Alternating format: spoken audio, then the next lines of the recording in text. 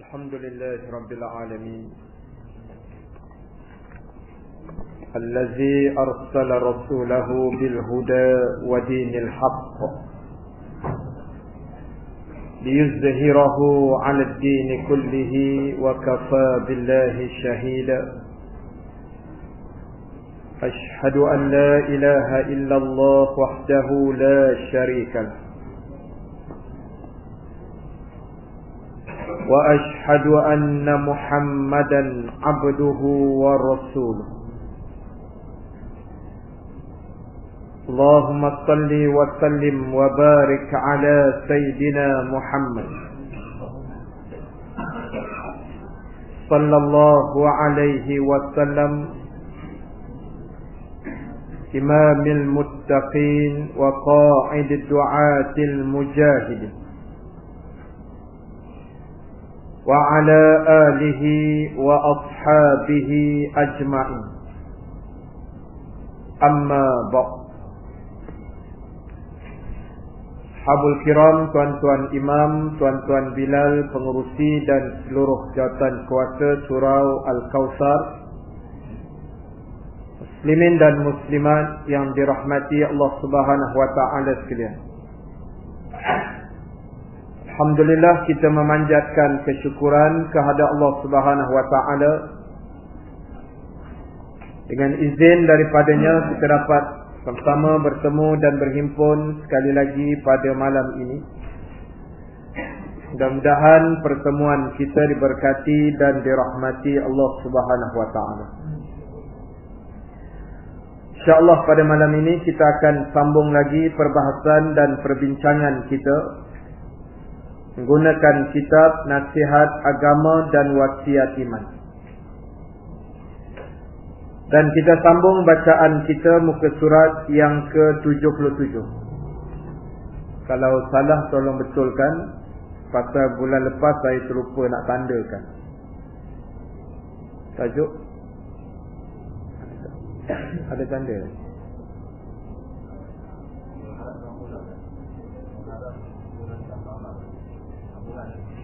Sambungan dia 73 di bawah tu ayat Quran. Baik, sambungan kita muka surat yang ke-73 masih lagi membahaskan tajuk mengharapkan keampunan tanpa amal. Muka surat 73, firman Allah Subhanahu wa taala di bahagian bawah sekali, surah Al-Jasiyah ayat 21. A'udzu billahi minasy syaithanir rajim. Am hasibal ladzi najtarahu as-sayyi'at an naj'alahum kalladzina amanu wa 'amilus shalihat sawa'an mahyahum wa mamatuhum sa'a ma yahkumun. Firman Allah yang bermaksud, apakah orang-orang yang membuat kesalahan-kesalahan itu mengira bahawasanya mereka akan kami samakan dengan orang-orang yang beriman dan beramal soleh, sama ada pada masa hidup atau mati mereka. Amat buruklah apa yang telah mereka putuskan itu. Jadi tuan-tuan dan puan-puan sekalian, sambungan daripada apa yang telah kita bahaskan di dalam kuliah kita pada bulan yang lepas tentang mengharapkan keampunan tetapi dalam keadaannya tidak beramal. Ibaratnya melakukan satu pekerjaan yang amat sia-sia, buat sesuatu hanya dengan harapan tetapi tidak diamalkan, atau berangan-angan kosong tapi kerjanya tidak buat. Dan dalam ayat Quran yang kita bacakan tadi, Allah Subhanahu wa taala memberikan gambaran sikap dan perangai sebahagian di antara manusia yang beranggapan bahawasanya sikap buruk dan sikap jahat mereka itu disamakan oleh Allah dengan kebaikan yang dibuat oleh orang-orang yang soleh, orang-orang yang beriman. Maknanya mereka menyamakan. Sama je orang baik dengan orang tak baik, sama saja, dia menyamakan. Sama je ustaz orang tak semayang dengan orang semayang, ni serupa je, dia menyamakan. Begitu gambaran. Sama je orang menutup aurat dengan orang tak tutup aurat, sama-sama manusia. Apa yang nak dikisahkan? Jadi sikap dan pemahaman mereka yang demikian itu, sebenarnya Allah Ta'ala sebut siapa yang berfahaman demikian, yang berpandangan demikian, sampai tahap dia tak reti nak membezakan benda-benda yang baik dan benda-benda yang tidak baik. Pada mereka baik tak baik ini serupa saja. Maka kata Allah, apa yang mereka fahamkan gitu sebenarnya merugikan diri mereka sendiri. Sesuatu yang dikira amat malang apabila manusia tidak dapat membezakan di antara sesuatu kebaikan yang diperintahkan Allah dengan sesuatu larangan yang ditegah oleh Allah. Dia tak nampak gambaran itu, dia merasakan sama saja. Sedangkan Allah kata masa hidup dan masa matinya, orang beriman dengan orang jahat, orang yang tidak beramal soleh, orang yang tidak mau mengikut telunjuk Allah Rasul, mereka ini sebenarnya Allah kata tak sama. Tak sama masa hidup, apatah lagi tak sama masa matinya. Masa hidup pun tuan-tuan tak sama. Orang-orang yang ikut taat pada arahan dan perintah Allah ni, dia akan mendapat kebaikan, dia akan mendapat rahmat, dia akan mendapat keampunan, dia akan mendapat taufik, hidayah, petunjuk daripada Allah. Hidupnya menjadi lapang dan tenteram. Orang-orang beriman. Tetapi orang-orang yang tidak mau beriman, orang-orang yang suka melakukan dosa dan kesalahan, mereka ini sebenarnya jauh daripada rahmat Allah. Mereka ini sebenarnya terputus hubungannya dengan Allah. Sebab mereka telah melakukan perkara yang Allah tidak suruh buat. Yang Allah tak suruh buat tu yang dia buat. Jadi sebab itulah tuan-tuan dan puan-puan sekalian, Allah Ta'ala pesan dalam ayat tadi, hidup dan matinya puak-puak ini tak akan sama dengan orang beriman. Sampailah tahap mereka besok disampakkan ke dalam api neraka. Sedangkan orang-orang beriman, orang-orang baik, orang-orang yang taat dengan agama Allah, insya-Allah akan ditempatkan di dalam syurga oleh Allah Subhanahu wa Ta'ala.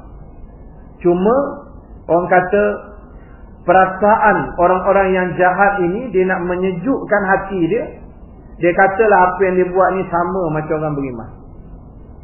Dia nak sedapkan hati dia. Sedangkan dia malas nak buat kerja agama. Tapi nak menyedapkan hati dia, dia kata okeylah kita dengan orang beriman ni sama je. Walaupun kita ni datang surau sekali-sekala, tak sama dengan geng-geng yang selalu datang surau Kausar ni, tapi hakikatnya sama je. Dia takkan jadi macam tu. Jadi sebab itu tuan-tuan, kena buat lebih baik daripada apa yang telah pun kita buat pada hari ini. Kena buat lebih baik. Kemudian di bawah tu disebut, Allah Ta'ala telah menolak sangkaan buruk dan keputusan mereka, yakni sangkaan bahawa Allah akan menyamaratakan antara orang yang tidak baik dengan orang yang baik. Sangkaan mereka ini Allah pandang tu sama rata lah, orang baik tak baik Allah tengok sebagai manusia saja. Sedangkan kita dah bacakan hadis Nabi SAW, di mana Nabi SAW telah bersabda, Inna Allah la yanzuru ila suwarikum wala ila ajsadikum walakin yanzuru ila qulubikum wa a'malikum, atau kama qala Nabi fil hadis. Sesungguhnya kata Nabi, Allah Subhanahu wa Ta'ala tidak melihat apa yang kamu pakai, dan Allah tak tengok tubuh badan kamu ni empat segi ke bulat ke bujur ke, Allah tak tengok yang itu. Tetapi kata Nabi, apa yang dilihat oleh Allah ialah amal-amal kamu dan hati kamu. Baiklah, antara kaedah yang disebut dan diajar oleh para ulama untuk menundukkan hawa nafsu, nak menentang benda-benda tak elok ini, antara kunci kekuatannya adalah hati manusia. Hati kita sendiri. Kalau hatinya bersih, hatinya mau menurut arahan dan perintah Allah, maka insya-Allah kita akan selamat dunia dan insya-Allah akan selamat di akhirat. Kita boleh lawan apa juga ujian-ujian dan cabaran-cabaran seandainya hati kita kuat. Dan macam mana nak buat bagi jadi hati ni kuat? Banyak caranya. Tak lain tak bukan ialah zikrullah, mengingati Allah Subhanahu Wa Taala, membanyakkan baca Quran, membanyakkan zikir, membanyakkan juga berselawat kepada Nabi sallallahu alaihi wasallam dan para sahabat dan ahli keluarga baginda. Dan juga yang paling penting daripada itu semua ialah proses pembelajaran. Proses kita menuntut ilmu Allah Subhanahu Wa Taala. Dengan cara itu dia akan menguatkan hati kita. Sebab hati ini jadi kuat bila ilmunya ada. Bila ilmu tidak ada, hati kita akan jadi goyang. Hati kita akan jadi longgar, sendinya tidak akan kuat. Jadi fahaman puak-puak ini yang menyamaratakan itu sebenarnya disanggah oleh Allah. Dan Allah beritahu benda ni tak betul. Dan Allah Ta'ala telah mensifatkan para malaikatnya, para rasulnya alaihimussalatu wassalam, begitu juga para hamba yang beriman di dalam kitabnya, sebagai orang-orang yang suka melazimkan diri dengan amalan yang soleh. Ini sifat para nabi rasul, sifat orang-orang beriman. Allah menggariskan perangai orang-orang beriman ini, antaranya orang yang suka melazimkan dirinya dengan amal yang soleh. Orang beriman adalah manusia yang suka buat kerja baik. Itu antara ciri orang-orang beriman. Tapi kalau dia mendakwa dia orang beriman, tetapi dalam gerak kerjanya tidak melazimkan dirinya buat kerja yang baik, kerja yang soleh menurut pandangan Allah dan Rasul, menurut pandangan agama kita, kerja-kerja amal yang disebut wa amilus solihat, kerja-kerja amal yang soleh. Jadi orang beriman dia akan melazimkan diri, suka buat amal-amal yang soleh, dan sentiasa terburu-buru untuk mengerjakan kebajikan. Selain daripada suka buat amal soleh, mereka ni juga orang kata excited nak buat benda-benda baik, seronok. Orang beriman suka sangat buat benda-benda baik, terlampau seronok buat kerja baik. Kita ni tak sabar-sabar nak datang kuliah, seronok sangat. Itu yang baguslah. Kalau kurang bagus sikit, tak sabar nak habis kuliah. Kurang bagus sikit. Jadi tuan-tuan, itu bergantung dekat ustaz lah kan. Ustaz cepat habis, alhamdulillah lah. Kalau lambat habis, innalillah. Jadi sebab itu melazimkan diri buat baik dan tak sabar-sabar, maksud dia gairah, seronok, teruja, bersemangat nak buat baik. Ini sikap orang-orang beriman. Walaupun acap kali dah saya sebut, hampir setiap kali kuliah di mana-mana pun saya suka beritahu, bukan senang untuk melakukan kebaikan. Bukan benda yang senang. Cabarannya luas, cabarannya besar, fitnahnya banyak, ujiannya besar, halangannya, rintangannya, dan segala macam yang telah disediakan oleh Allah bagi mereka-mereka yang berani untuk buat benda-benda yang baik, terpaksa menghadapi rintangan-rintangan tersebut. Terpaksa hadapi. Itu dia punya cabaran. Dan mereka tadi sentiasa berebut nak buat benda baik dengan penuh perasaan takut dan gerun. Dalam dia semangat buat baik itu di sulam juga masuk perasaan takut dan gerun, sentiasa khawatir dan gementar kepada Allah. Maksudnya kita tahu kita ni diawasi oleh Allah 24 jam. Kita ni sentiasa orang kata dimonitor lah, dikawal selia oleh Allah. yang menugaskan para malaikatnya dengan tugasan masing-masing, mengawal manusia sepanjang masa apa yang kita buat. Jadi orang beriman, dia memang faham situasi ini, dan insya-Allah dia takkan buatlah benda-benda yang tak elok kalau dia faham situasi itu. Jadi kalau tak faham, itu nak jadi susah. Tapi kalau dia faham, benda itu akan jadi senang. Jadi sebab itu tuan-tuan, apa yang kita cuba buat pada hari ini, kita lazimkan diri kita dengan amalan-amalan yang baik. Kita tarbiyah diri kita, perkemaskinikan diri kita dengan benda-benda agama, pertingkatkan lagi akhlak dan perangai kita yang lebih lagi membawa kepada menzahirkan sikap dan watak kita sebagai seorang Muslim yang hebat. Sebab itu di dalam kehidupan pada hari ini, kita tidak boleh buat sesuatu yang di luar daripada apa yang Allah Ta'ala ajar pada kita. Apa yang tidak disuruh itu jangan dibuat. Yang kita nak kena cari dalam hidup kita pada hari ini, 24 jam berpusing ni, kita nak mencari sesuatu yang namanya kebenaran. Kita nak cari kebenaran dalam kehidupan. Kita nak rebut benda-benda yang benar, benda-benda yang baik untuk kita tarbiyah dan laksanakan dalam kehidupan. Sebab kata para ulama, tidak adalah selepas kebenaran itu melainkan kesesatan. Sekali lagi saya ulang balik apa yang disebut oleh para ulama. Tidak adalah selepas kebenaran itu melainkan hanya kesesatan. Tak ada, kata ulama, selepas kebenaran melainkan kesesatan. Apa maksud dia?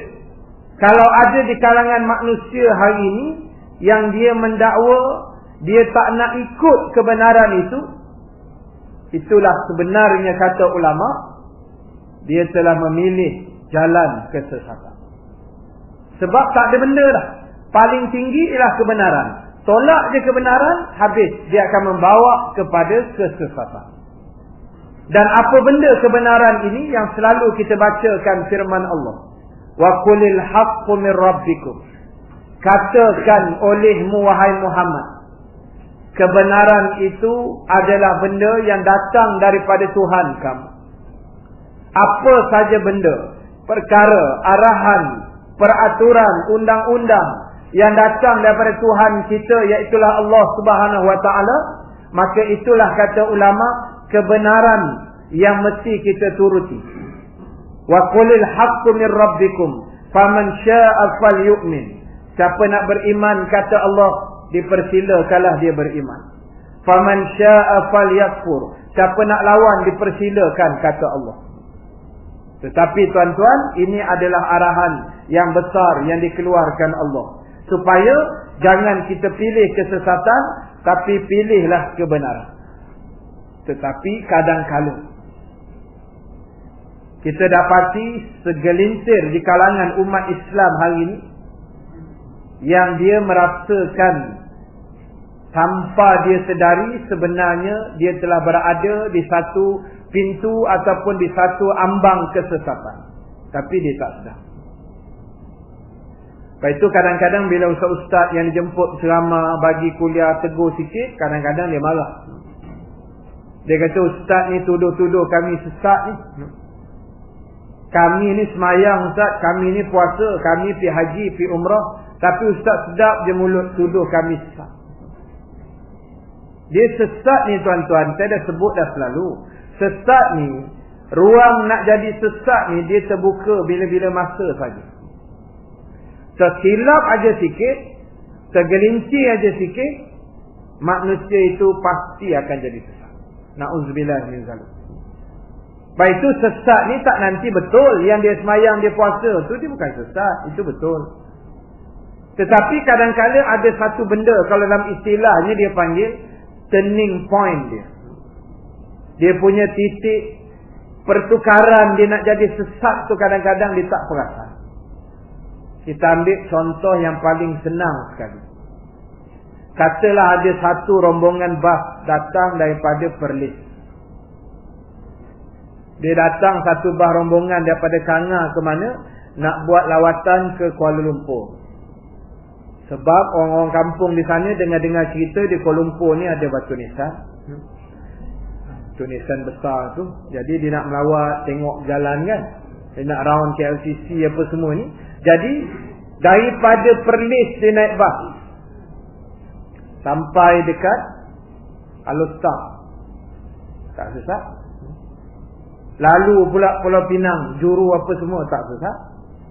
Masuk pula Parit Bunta, lalu pula Highway Taiping, masuk Terawang, Kuala Kangsar apa semua, tak sesat. Sampai Ipoh tak sesat, sampai Sungai Buloh tak sesat, keluar tol Jalan Duta tak sesat, lalu celah Jalan Parlimen tak sesat. Dia akan jadi sesat bila dia silap masuk jalan di tengah bandar Kuala Lumpur tu. Dia akan sesat. Persoalannya bila dia sesat bila dia sampai di Kuala Lumpur. Kita tak boleh kata apa ni pakcik sesat daripada Perlis lagi. No. Tak boleh. Pasal daripada Perlis dia tak sesat. Daripada Pening dia tak sesat, Perak, Kedah apa semua dia tak sesat, sampailah tol sungai apa Jalan Duta dia tak sesat kat situ. Dia keluar je lalu celah Parlimen dia silap cabang. Sesat dekat situ. Sesatnya bila masuk Kuala Lumpur. Jadi dulunya dia tak sesat. Dia semayang tak sesat yang tu. Dia puasa Ramadan tak sesat. Dia pernah pergi haji tahun 60 dulu tak sesat. Naik kapal laut dulu kan, lama dah dia pergi. Tak sesat yang tu. Cuma dia sesatnya ujung-ujung usia senja maghrib dia sesat. Sebab dengan turning point tadi dia boleh jadi sesat. Apa antara punca sesat? Mudah saja kata ulama, bila manusia tak percaya ayat Allah. Sesat. Itu dia punya turning point dia. Dia tak percaya judi ni haram. Sesat.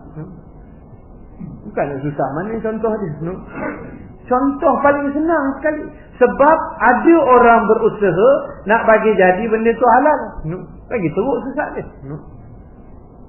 Jadi bila tak percaya pada ayat Allah, sesatlah. Dan bila sesat, sebenarnya dia telah merosakkan ibadah dia sepanjang hayat. Allah. Yang dia pergi haji dulu, yang dia melontar, dia tawaf, dia sa'i apa semua tu habis. Ibaratnya sejauh-jauh datang daripada Perlis naik bas tu sampai Kuala Lumpur sesat kan, tak jumpa ke LCC. Maknanya sia-sialah perjalanan berapa jam daripada Perlis tu kan. Sia-sialah perjalanan tu. Pasal matlamat dia tak sampai. Entah ke mana, berbelega jumpa coket, berbelega jumpa coket. Apa dia cari kat coket? Tak jumpa ke LCC tu. Punya tinggi bangunan dah nampak dah ni, jalan masuk tak sampai. One way banyak Kuala Lumpur ni kan. Orang tak biasa masuk memang takutnya. Kita yang duduk Kuala Lumpur pun sesat. Jadi dia punya sesat tadi tu menyebabkan perjalanan daripada Perlis sampai ke KL yang dia sesat tu, sia-sialah perjalanan 4-5 jam tu. Itulah gambaran. Dia sesat di hujung usianya, sia-sialah sepanjang hayat kehidupan. Jadi tuan-tuan, ini benda yang membawa kesesatan. Dan kesesatan ni tuan-tuan, tadi saya dah bagi contoh, bila kita tolak ayat Allah ni sesat. Tak percaya hukum Allah dalam Quran, sesat. Cari jalan pula nak modify hukum Allah bagi jadi okey pula, lagi sesat. Sebab ada juga idea-idea yang saya baca dan saya dengar dalam TV Sok Khabar ni timbul. Ada idea-idea yang nak bagi jadi judi ni kira nak bagi halal juga sempena bola sepak World Cup ni. Dengan alasan dia kita kiaskan judi itu kepada Arab. Dia tidak kena macam tu. Sebab kalau kita belajar pula dalam usul fiqh, dalam bab kias umpama. Kias ini ialah benda yang kita kiaskan adalah pada benda-benda yang tidak berapa jelas hukumnya. Yang kabur-kabur, yang sama-sama kita kiaskan. Macamlah tuan-tuan jadi wakil orang pergi meminang. Kena-kena pula belah-belah Melaka kan. Pantun-pantun ni. Jadi kita naik je tangga rumah, dah siap pantun, duduk je bersila atas serambi tu. Tujuan saya datang daripada Kuala Lumpur ni, datang nak menyunting sekuntum bunga yang sedang mekar. Itu kias lah tu. Jawab pula dek tuan rumah, bunga ada banyak, yang mana satu? Kita pun balas balik bunga yang sedang mekar dalam usianya 19 tahun. Sebut pula tarikh kelahiran bunga tu dulu. Tak jelas kan? Jadi dikias-kiaskan macam tu, tak jelas. Tapi kalau benda tu sudah jelas, kita bawa naik dengan pengantin tu sekali. Kan? Yang orang tak pernah buat lah. No? Tak payah kias-kias lah. Kita angkut dengan pengantin sekali. Buat pening nak kias-kias bunga sekuntum pun benda ni. Saya bagi pihak lelaki datang meminang, ni dia pengantin dia. No? Tunjuk ni pengantin lelaki calon. Nak ke tak nak? Dah. Tak payah nak pantun-pantun bagai kan. Menyusahkan aja. Tapi tak apalah, budaya Melayu tu hebat dia. No? Jadi sebab itu tuan-tuan, benda yang dikias adalah benda yang tidak jelas sahaja. Contohnya yang kita kiaskan, ulama kiaskan, iaitu dadah umpamanya kan. Dalam Quran tidak ada sebut langsung perkataan dadah secara tepatnya. Kalimah dadah tu tak ada dalam Quran. Yang ada sikit-sikit nak pergi ke dadah tu Allah sebut mudarat. Yang tu ada. Tapi especially perkataan dadah tu memang tak ada dalam Quran. Apatah lagi heroin, morfin, sabu dan sebagainya, lagi tak ada lah. Jadi macam mana nak dihukumkan dadah ni haram ke, harus ke, sunat ke apa ke kan? Jadi dikiaskanlah dadah itu kepada arak. Sebab arak itu bila diminum dia memabukkan. Maka hukumnya haram. Maka dadah pula bila dihisap dia memabukkan. Suntik dia memabukkan. Sama dia punya elah dia. Sebab itu sama. Dadah mabuk, arak mabuk. Arak haram, dadah pun haram lah pergi dia. Tetapi pada hukum yang telah jelas, apa hal pula yang kita nak kiaskan kepada arak? Judi, ayat hukumnya jelas, 90 surah Al-Ma'idah. Jelaslah. Macam mana nak dikiaskan? Sedangkan dia kata kita sandarkan pada ayat arak ni. Sebab arak ni peringkat-peringkat. Sejudi ni pun sempena-sempena ni kita okeykanlah sikit. Dia nak buat macam tu pula. Arak memang kita tidak nafi. 3 kali ayat tu turun. Kalau saya tak silapnya 3 kali. Mula-mula turun ayat pasal arak ni, Allah Ta'ala kata arak itu ada manfaatnya, kata Allah. Mula-mula ayat tu. Tetapi kata Allah, dosanya, keburukannya lebih besar daripada kebaikan. Masa itu maksud dia zaman itu, zaman Nabi SAW, boleh lagi minum arak tu masa ayat pertama tu turun. Tetapi orang kata dalam keadaan beringat-ingat sebab ayatnya sudah turun. Kemudian selang beberapa ketika pula jadi satu kes sahabat Nabi yang sembahyang dalam keadaan mabuk. Dan ada riwayat sebut dia baca suratul kafirun. Qul ya ayyuhal kafirun, tapi tak sampai lakum dinukum waliyadin. Berpusing-pusing, la a'budu ma ta'budun wala antum a'biduna ma a'bud wala ana a'bidu ma abattum wala ana a'bidu ma abattum wala antum wala ana wala antum. Tak jumpa-jumpa lakum dinukum waliyadin sebab mabuk. Kita tak mabuk pun kadang tak jumpa juga. Teruk dia orang mabuk. Jadi tuan-tuan, bila jadi macam tu turun pula ayat la taqrabus salata wa antum sukara hatta ta'lamu ma yaqulun. Jangan kamu hampiri solat dikala kamu mabuk sehingga kamu tahu apa yang kamu cakap. Jadi tuan-tuan, turun ayat itu, keluar pula hukum baru, upgrade sikit. Beberapa jam sebelum mendirikan solat, para sahabat Nabi tak boleh minum arak. Sebab kes orang tadi tu. Katalah maghrib pukul 7, start daripada lepas asar tu, pukul 5 sampai pukul 7 tu tak boleh minum. Contoh dia lah, 2-3 jam sebelum. Lepas Assalamualaikum warahmatullahi, boleh lah sikit-sikit. Bukan sekarang tau, zaman dulu ni. Dia buat-buat sesilap dengar pula sah. Zaman-zaman dulu, zaman Nabi ni. Jadi turun ayat kedua tadi, diharamkan step yang kedua, tak boleh minum beberapa jam sebelum solat. Sahabat pun lega lah, boleh minum lagi, tapi tak boleh minum sebelum solat kan.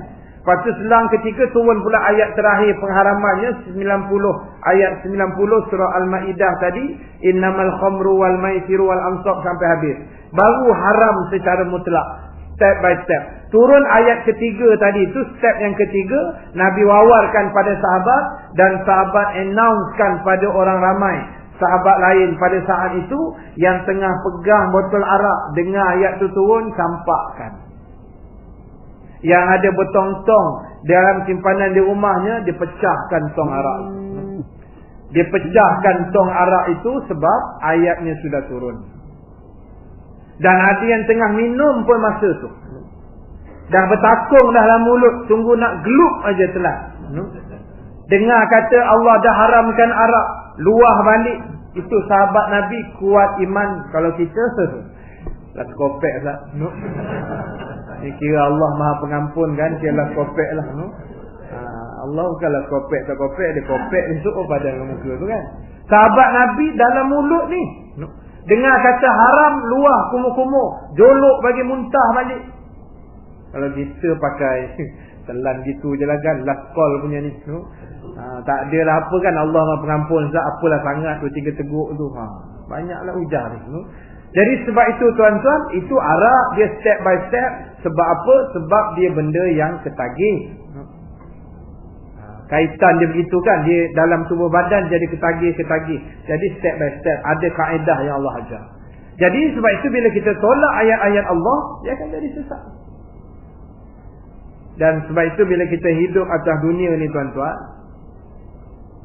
apa pun yang kita nak buat ni, kita kena ingat kaedah dia mesti betul, jalannya mesti betul.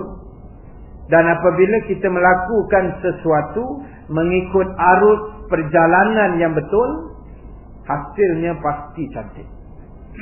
Hasil dia pasti kita berpuas hati lah, insya-Allah. Kalau kita ikut garis panduan ni, macam kontraktor, tuan-tuan yang jadi kontraktor ataupun syarikat kontraktor di luar sana, bila dia buat satu bangunan, satu projek itu ikut sukatan yang betul, cantiklah bangunan tu, lamalah dia bertahan. Tapi kalau ada culang saling sikit, konal sini sikit, tipu sini sikit, untunglah stadium tu, kan? Baru buat berapa untung. Kontraktor yang sama juga dikatakan buat istana yang baru dekat Jalan Utara. Untunglah istana tu kan. Jadi tuan-tuan, itu yang dibahas dalam parlimen lah. Cuma nak beritahunya, contoh dia kontraktor tadi lah. Kalau dia buat betul ikut syarat dan panduan dia, insya-Allah lamalah bertahan ikut adatnya, lamalah bertahan bangunan tu. Pasal dia ikut sukatan yang betul. Simen berapa kampit, besi dia berapa kilo, apa semua kan. Dia tahu susunan dia betul, cantik bangunan tu dan dia akan jadi selamat. Tapi kalau dia konal sini sikit, tipu sikit, dia menipu diri dia dan menipu orang lain, hasil dia pasti tidak elok. Sebab itu cabaran dia tadi saya sebut memang besar. Dan sementara saya teringat, saya nak menambah sikit apa yang disebut oleh Imam Abu Lais rahimallahu ta'ala, di mana Imam Abu Lais menyatakan, A'lam, ketahuilah olehmu, kata Imam Abu Lais, innaka, sesungguhnya kamu, pada diri kamu, pada kamu itu wahai manusia, kata Imam Abu Lais, ada 4 jenis musuh. Bagi kita yang bernama manusia ni, musuh kita ni ada 4.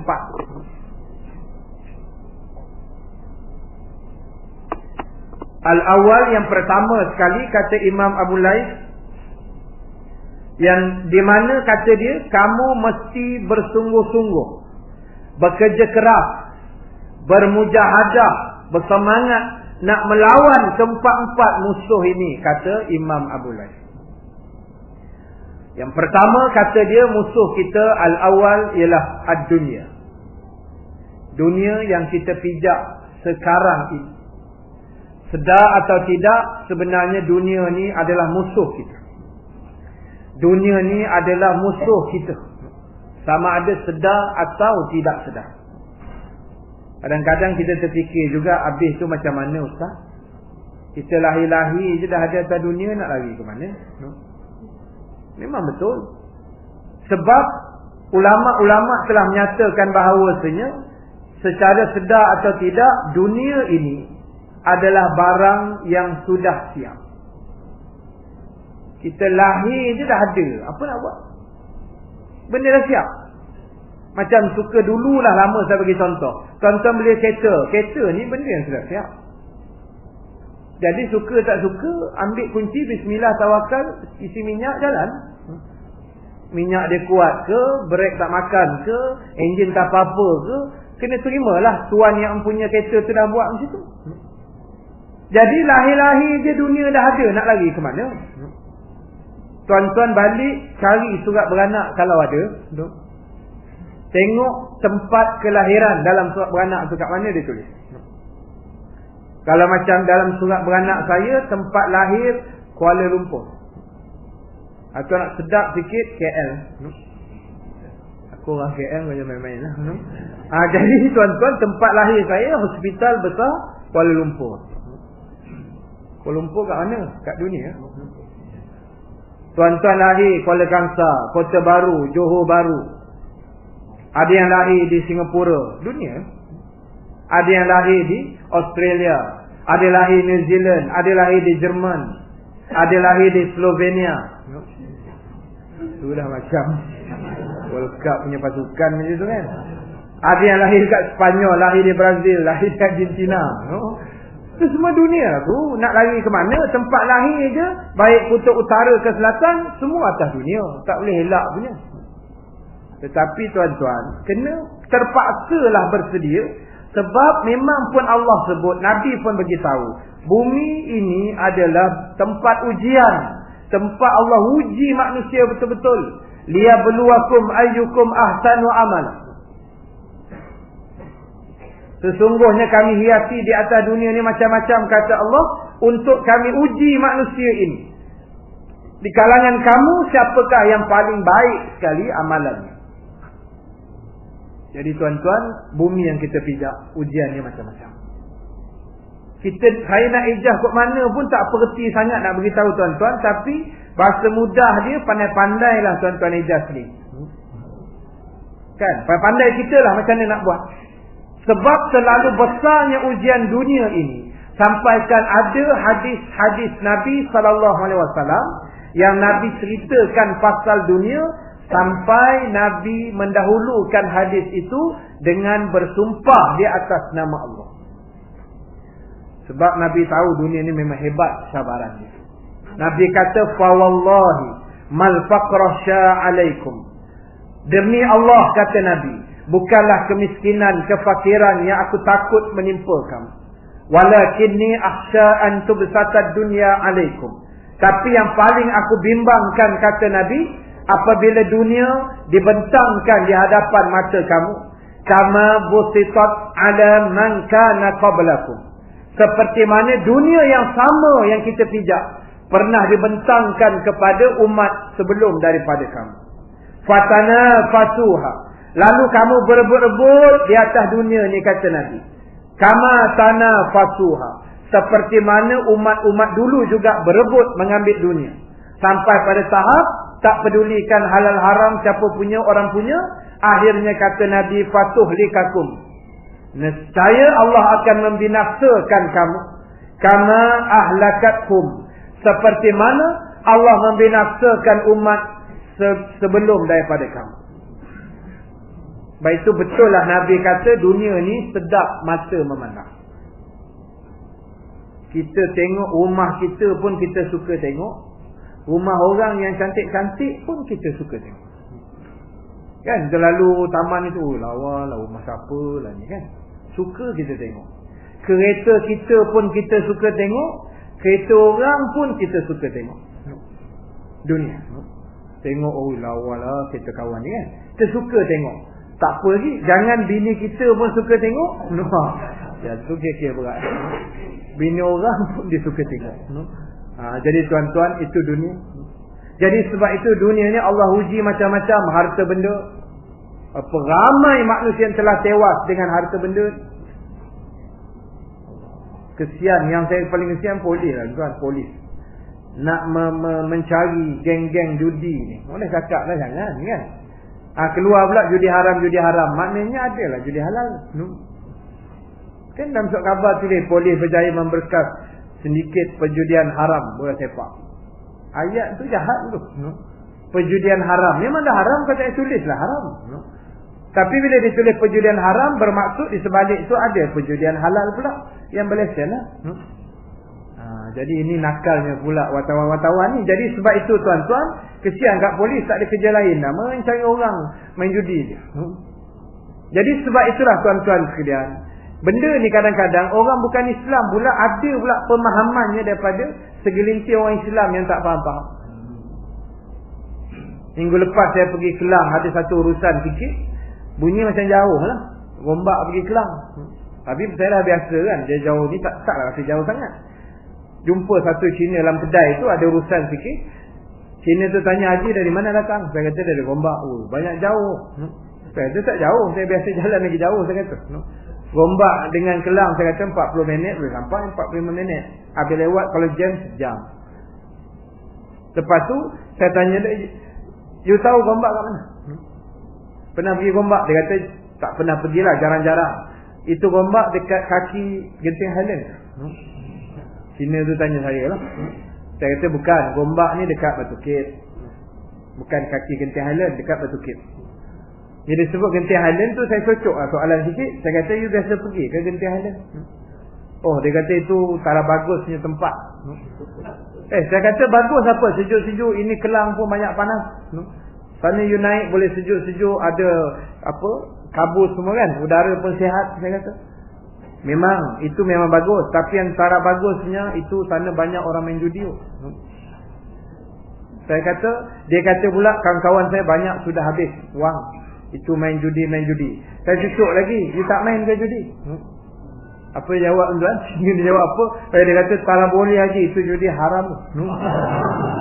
Aku cakap Cina ni betul kan. Melayu pun tak cakap haram.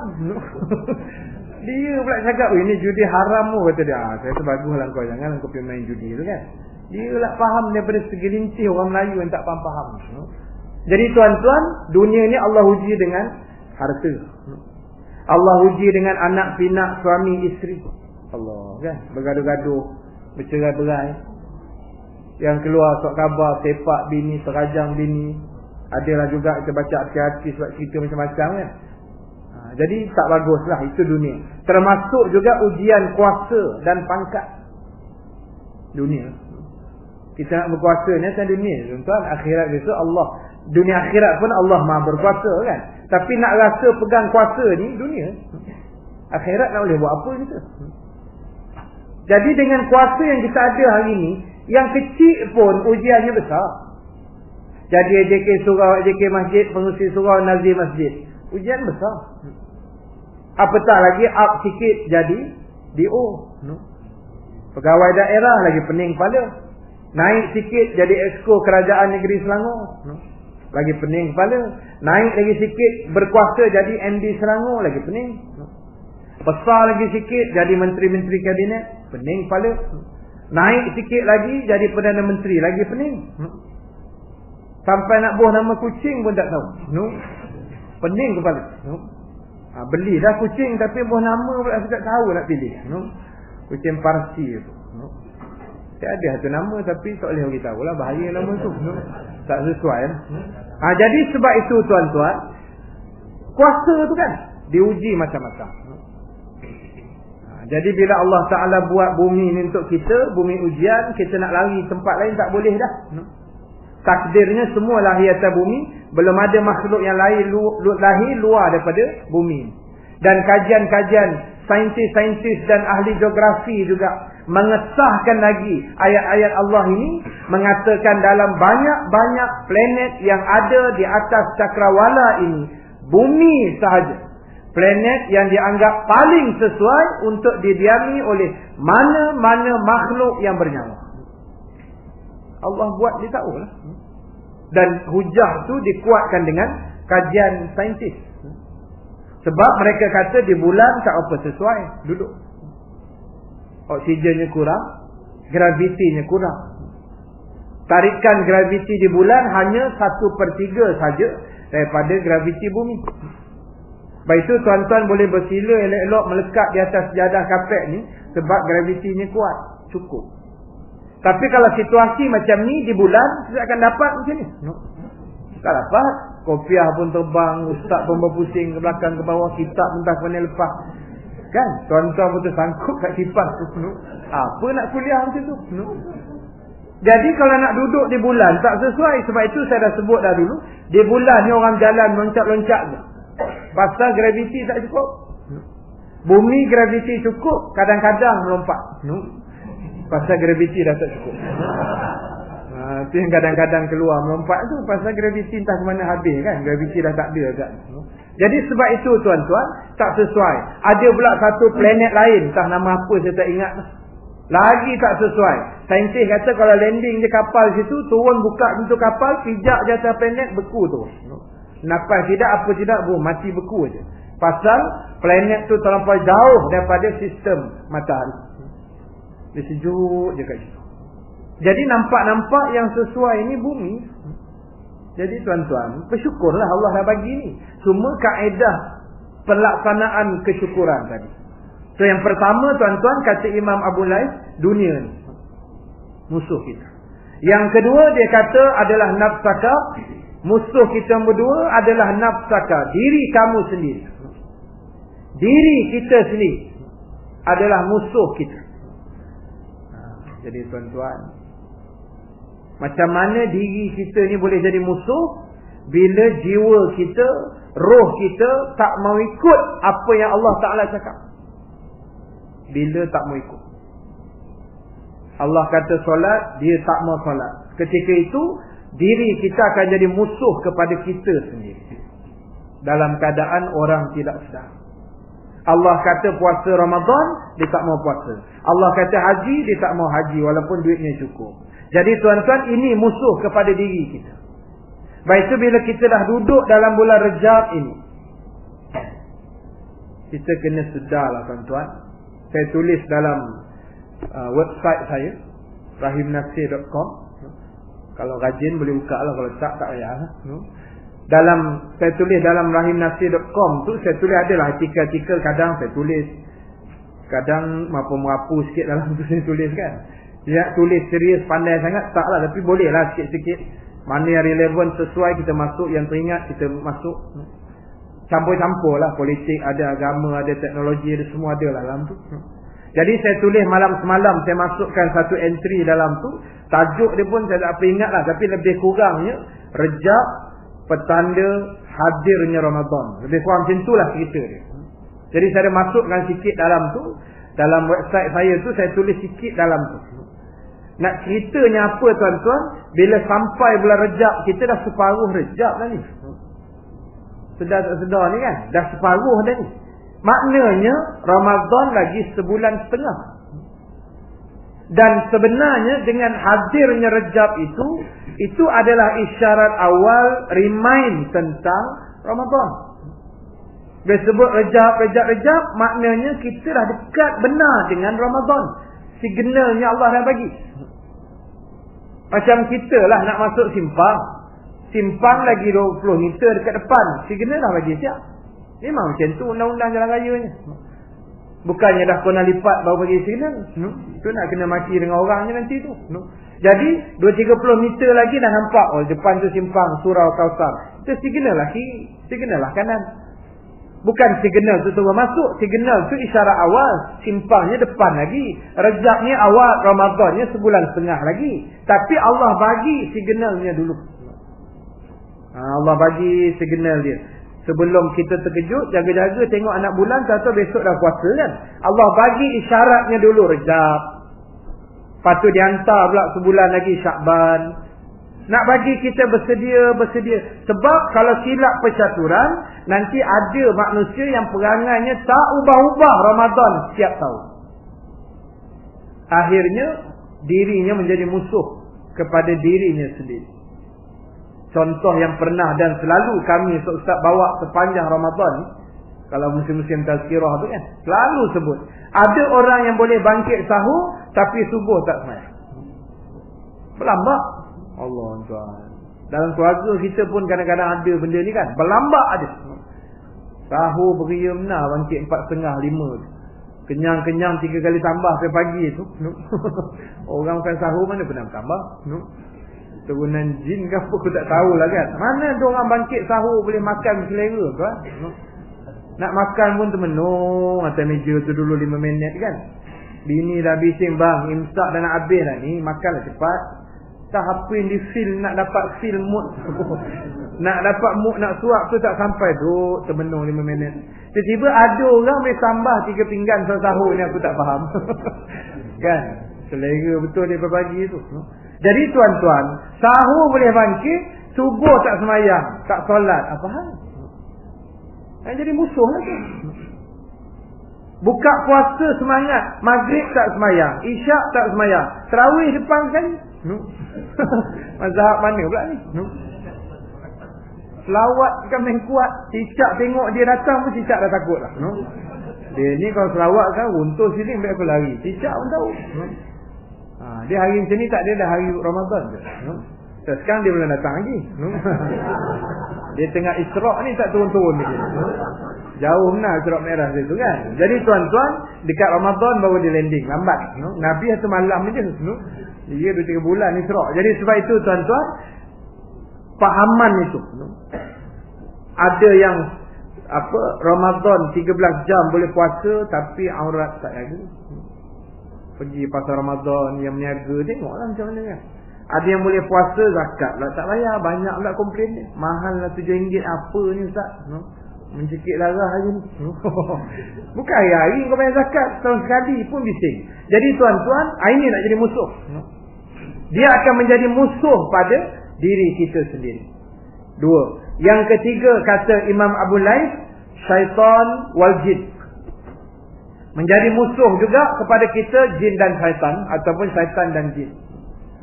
Di mana mereka ini adalah golongan makhluk halus. Makhluk halus yang Allah jadikan memang untuk test kita, untuk ganggu kita. Gangguan daripada mereka ini akan datang bertali arus sampai kita mati. Itu ikrar mereka. Mereka dah kecewa kan, kena halau daripada syurga sebab tak hormat pada Nabi Adam. Akhirnya mereka berikrar di hadapan Allah, kami akan goda, akan hasut, akan sesat, akan rosakkan anak-anak cucu Adam, melainkan mereka-mereka yang ikhlas sahaja. Jadi kalau tuan-tuan nak selamat daripada godaan makhluk-makhluk ini, mestilah setiap kerja yang kita buat dilampirkan dengan keikhlasan. Barulah iblis syaitan ni dia akan pening kepala macam ni nak buat. Jadi tuan-tuan, mereka akan buat bermula daripada kita lahir lagi. Sebab itu anak-anak kita kecil 2-3 bulan, setahun kan, tidur malam menangis, tengok dinding lagi menangis, buka mata lalu atau beliak tengah malam kan. Itu semua dia kacau. Dia ganggunya kita. Daripada kecil sampailah kita membesar, sampailah masa bujang dia kacau cara bujang. Dah ijab kabul nikah pula kacau cara nikah. Macam-macam dia buat. Sampailah mati besok. Itu dia punya semangat dia pula lain macam. Kerja dia 24 jam. Iblis ni tak ada istilah putus asa, kecewa kan, tak ada. Dia akan istiqamah dengan kerja. Dia tak pernah lompat-lompat.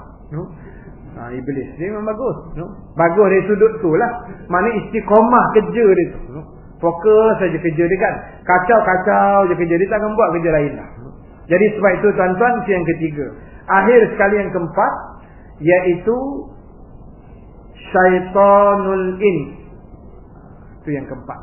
Musuh kita syaitan yang bertopengkan manusia. Itu lagi berat tu.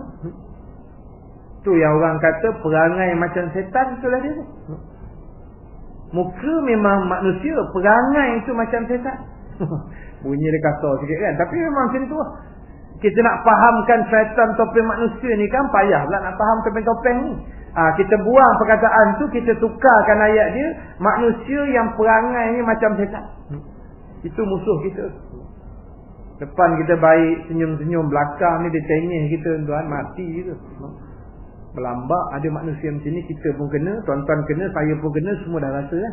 Jadi sebab itu tuan-tuan, dengan golongan-golongan manusia yang bertopengkan ini kena lebih berhati-hati. Contoh dia macam Firaun yang selalu saya sebut. Firaun ni bila dibuat pengisytiharan, faqala ana rabbukumul a'la, syaitan pun terkejut.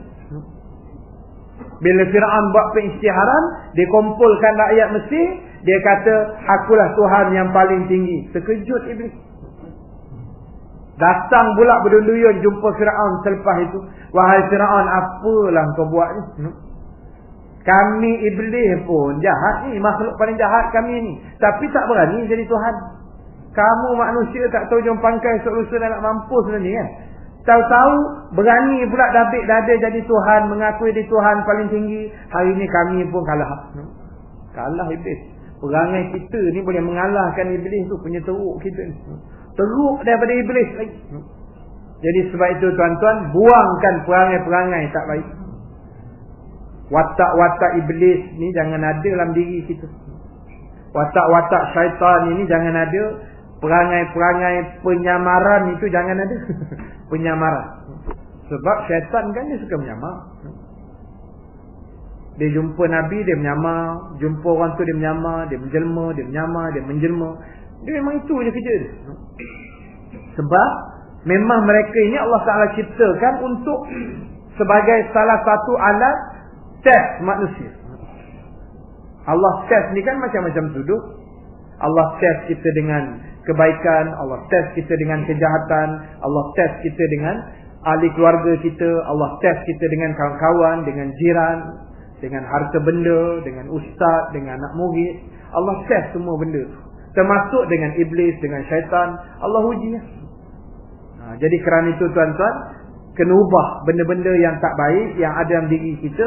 Kita kena terapkan masuk fahaman-fahaman yang baik. Sebab apa tuan-tuan?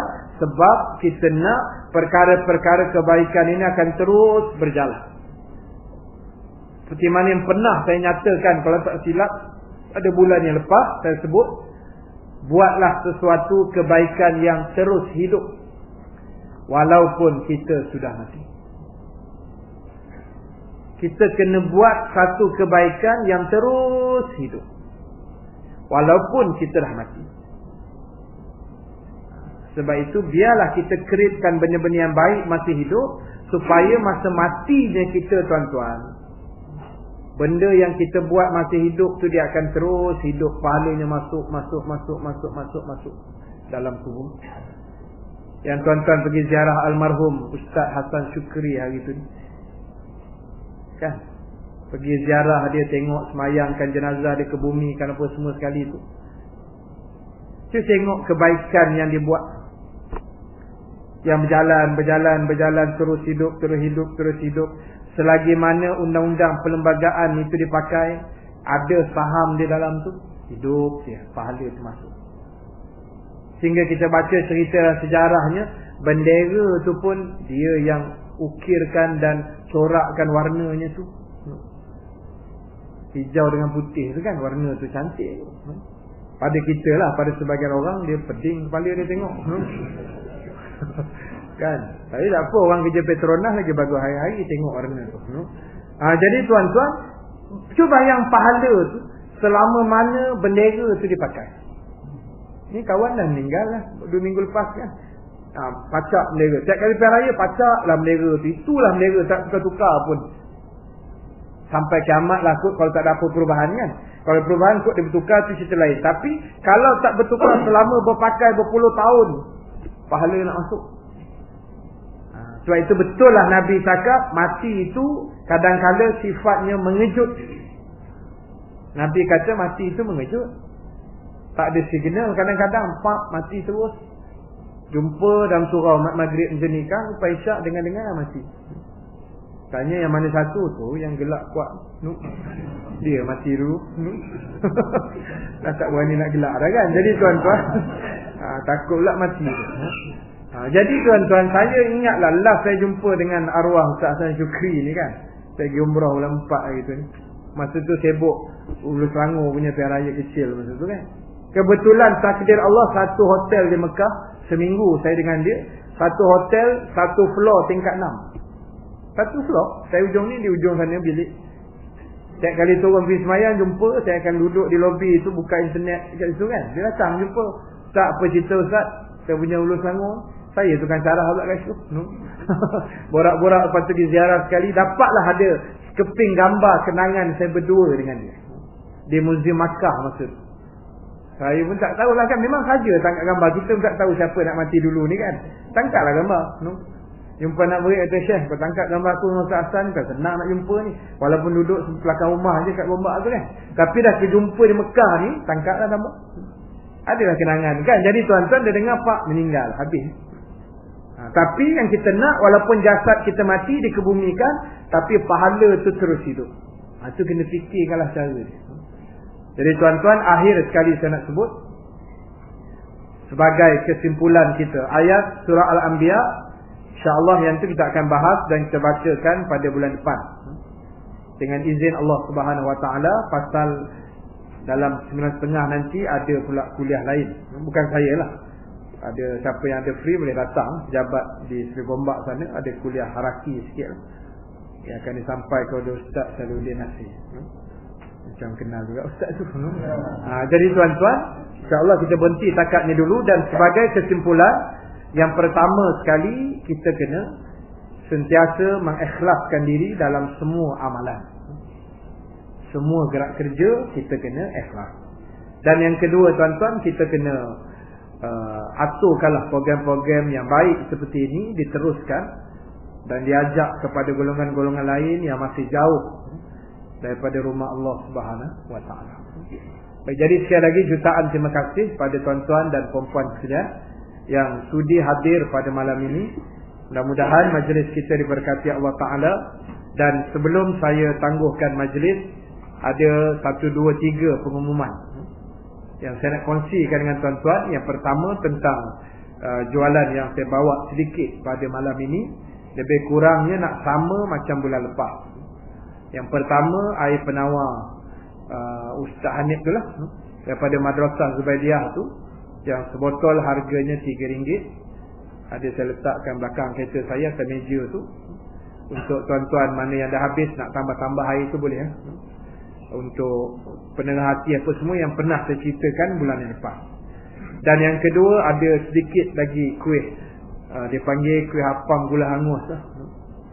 Harga dia sebungkus tu RM5.50. Memang sedap, tak percaya beli ya. Dia memang sedap lah.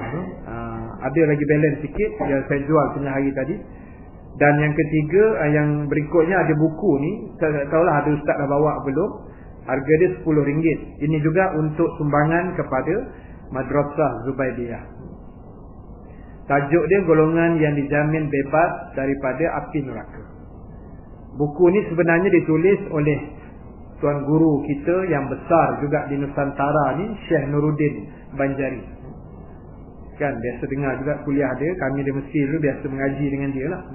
Jadi tuan-tuan, buku ni dia tulis, tapi Ustaz Hanif dengan kawan dia diedit balik kemaskinikan balik, patternkan balik, cantikkan balik, dan inilah hasil dia.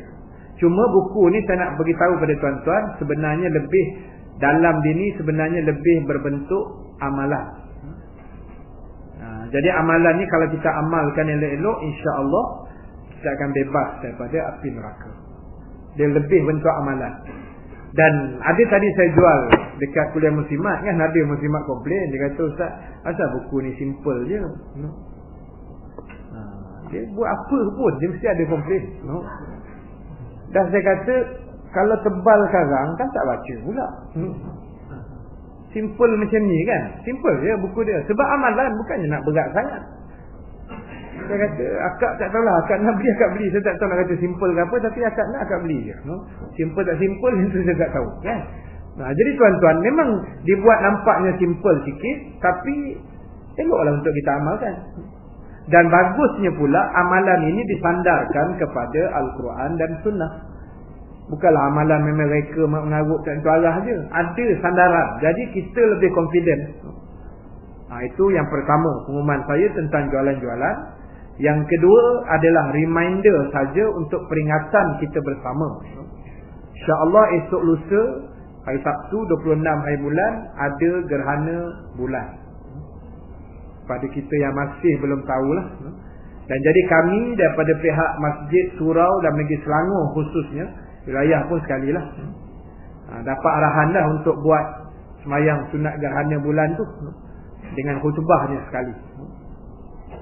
Jadi waktu berlakunya gerhana bermula pada pukul 7.38 malam. Lebih kurang maghrib, lepas sikit maghrib. Harinya Sabtu 26 hari bulan Jun 2010.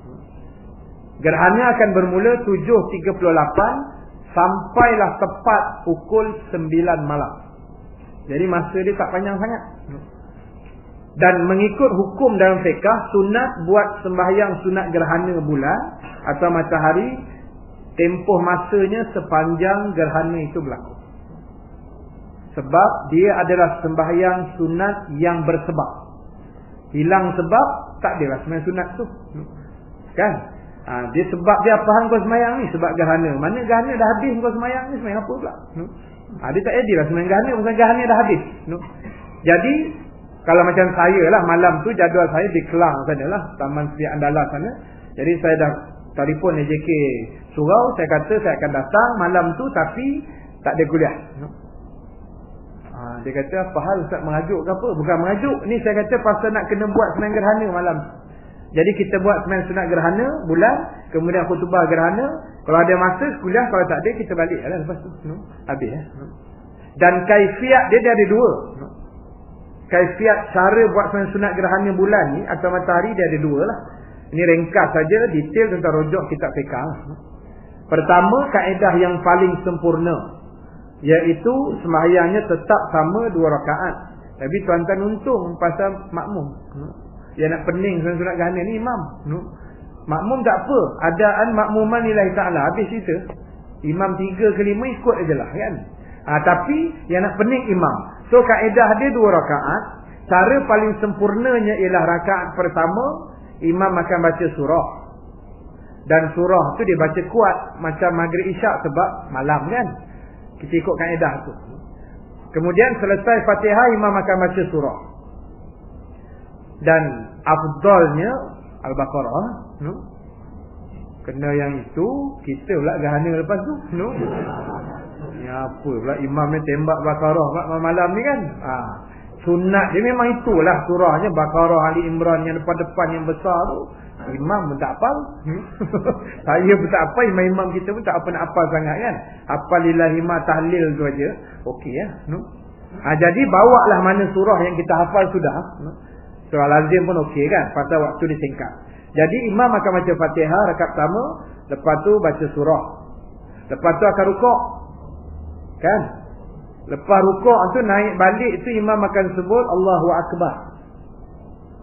Ataupun kalau dia tersasul macam biasa, Sami Allahu liman hamidah pun tak apa jugalah. Dan naik rukuk tu sambung balik Fatihah yang baru balik kan.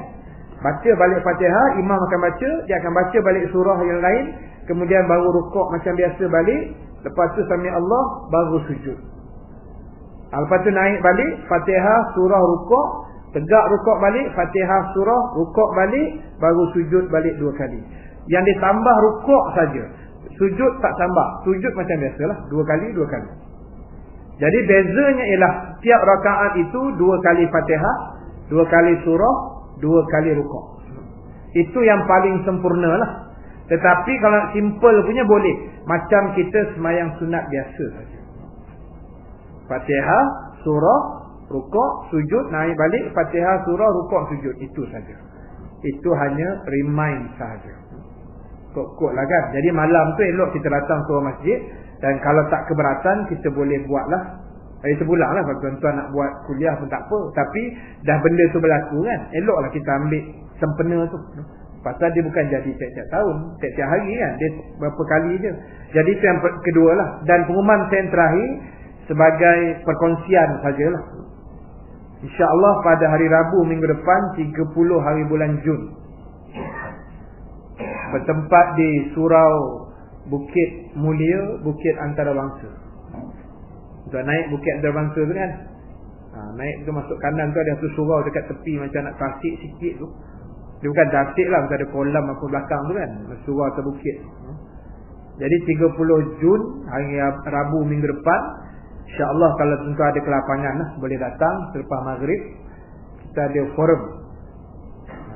forum 3 beradik lah. Saya, Ustaz Saluddin dengan Ustaz Alim. Ustaz Alim Nasir lah abang saya. Jadi siapa yang ada kelapangan boleh pergi ya. Jadi forum tu akan bahaskan tentang tajuk Islam tulen antara cabaran dan harapan. Itu 30 Jun. 9 dan 10 Julai pun ada juga forum 3 beradik ni, tapi jauh sikit lah. 9 tu dekat Faijaras, Masjid Faijaras tu. 10 dekat Kampung Delik Kelang. Yang tu Isra' Mi'raj. Tajuk dia pengembaraan umat sepanjang zaman. Tajuk memang canggih ya. Nak mikir tajuk pun pening, macam nak bubuh nama kucing tadi. Pening kepala. Nak fikir tajuk Isra' ni apa nak bubuh kan? Pening. Jadi tuan-tuan, itu sekadar pengumuman saja. Kalau ada kelapangan boleh pergi ya. Jadi nak rojok lagi dia punya jadual tu tadi dalam website saya tu ada lah. rahimnasir.com tu ada forum 3 beradik, dan klik itu keluar dia punya tarikh-tarikh itulah. Baik, jadi itu saja. Terima kasih. InsyaAllah panjang umur, kita jumpa bulan depan dengan izin Allah Subhanahu Wa Taala di sini. Mudah-mudahan majlis kita diberkati Allah, dan kita tangguhkan majlis dengan tasbih kafarah suratul Asr dan bacaan doa. Subhanakallahumma wa bihamdika asyhadu an la ilaha illa anta astaghfiruka wa atubu ilaik. Bismillahirrahmanirrahim. Wal 'asri innal insana lafi khusr illa allazina amanu wa 'amilus solihat wa tawassaw bil haqq wa tawassaw bis sabr. A'udzu billahi minasy syaithanir rajim. Bismillahirrahmanirrahim. Alhamdulillahi rabbil alamin, wassalatu wassalamu ala asyrafil anbiya'i wal mursalin sayyidina Muhammad wa ala alihi wa sahbihi ajma'in. Allahumma ja'al jam'ana hadza jam'an marhuma wa tafarruqana min ba'dihi tafarruqan ma'suma wa la taj'al Allahumma fina shaqiyyan wa la mahruman wa la matruda. Wa sallallahu ala sayyidina Muhammad wa ala alihi wa sahbihi ajma'in. Alhamdulillahi rabbil alamin. Assalamualaikum warahmatullahi wabarakatuh.